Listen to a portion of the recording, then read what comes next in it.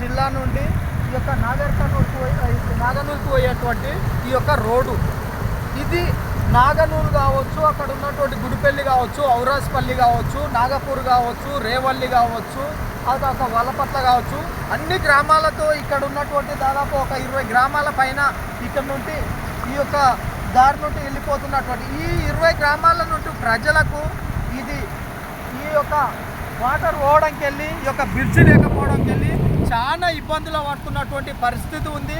ఎమర్జెన్సీగా కొంతమంది గర్భిణీ స్త్రీలు కావచ్చు, లేకుంటే హాస్పిటల్కు పోయే వాళ్ళు కావచ్చు, అనేకమైనటువంటి ఇబ్బందులతో ఎమర్జెన్సీగా ఉన్నటువంటి వాళ్లకు కనీసం ఎలాంటి స్పందన ఇక్కడ నుండి కూడా దారులు లేవు. అలాంటి పరిస్థితి ఉంది. కాబట్టి గత 10 సంవత్సరాల నుండి ఈ యొక్క బ్రిడ్జి కట్టాలని గతంలో ఉన్నటువంటి పాత గవర్నమెంటు బీఆర్ఎస్ గవర్నమెంట్లో ఉన్నటువంటి మర్రి జనార్దన్ రెడ్డి గారికి అనేక సార్లు ఇక్కడ గ్రామ ప్రజలు విన్నవించుకోవడం జరిగింది.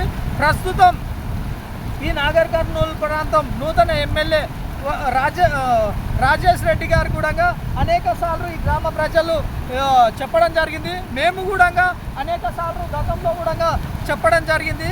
కాబట్టి ఈ యొక్క రోడ్డును పైకి చేయడం కాకుండా ఈ యొక్క బ్రిడ్జి నిర్మాణం చేయాలి. అప్పుడు మాత్రమే న్యాయం జరుగుతుంది. ఇక్కడ ప్రజలు చాలా అవస్థలు పడుతున్నారు. ఈ యొక్క రాకపోకలు లేక అక్కడ నుండి అక్కడ ఇబ్బందులు పడ్డారు, అక్కడే ఆగిపోయారు. తర్వాత వీళ్ళు కూడా ఆగిపోయినటువంటి పరిస్థితి.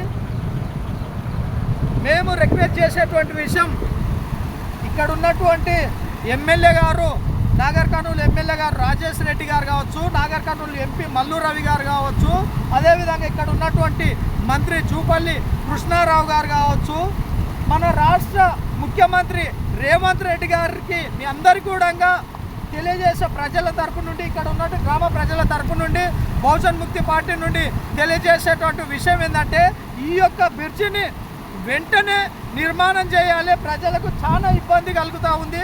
గతంలో కూడా మేము అనేక సార్లు వివరించడం జరిగింది.